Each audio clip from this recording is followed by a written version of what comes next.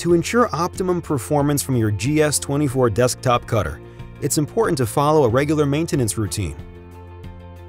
To avoid dust and debris buildup, clean the device daily. Moisten a clean towel with a mild isopropyl alcohol cleaning solution and wipe down all surfaces, including the platen, rail, and rear of the device.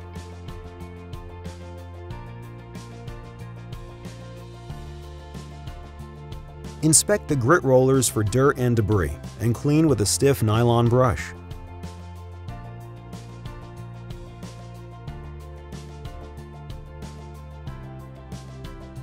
Remove any excess vinyl or large debris.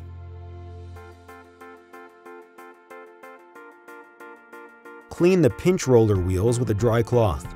Even a mild cleaning solution can dry out the rubber prematurely.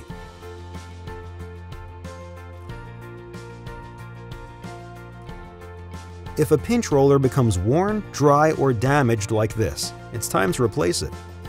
Begin by placing vinyl under the rollers to avoid losing the small parts you'll be removing. Using needle nose pliers and a screwdriver, remove the C-clamp from either side of the pinch roller. Set the C-clamp aside. Push the pin partly out in the opposite direction. Release the tension on the pinch roller and fully extract the pin. Remove the pinch roller and both washers.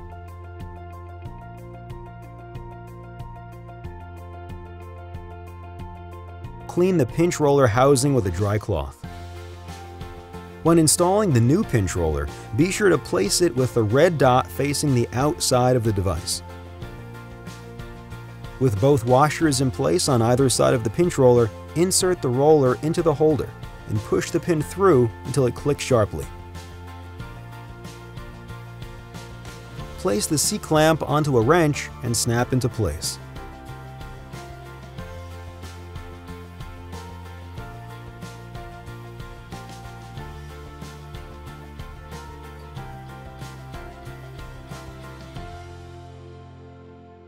Loosen the brass thumb screw and remove the blade holder.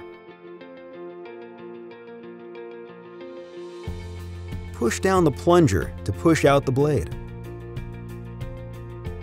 Use compressed air to remove dust and debris from the cap assembly. Install a new blade and replace the cap assembly.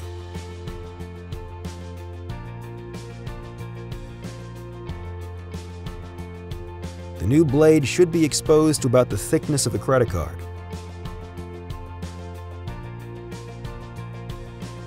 Reinstall the blade holder. Make sure it's seated all the way into the clamp and tighten.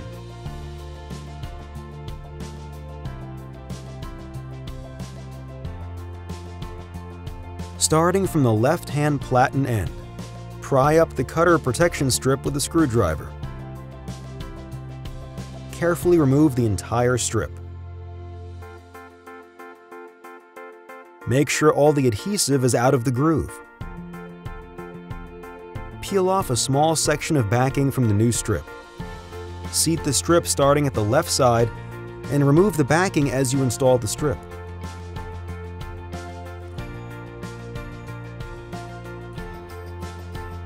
Complete the installation, making sure the entire strip is flat and even.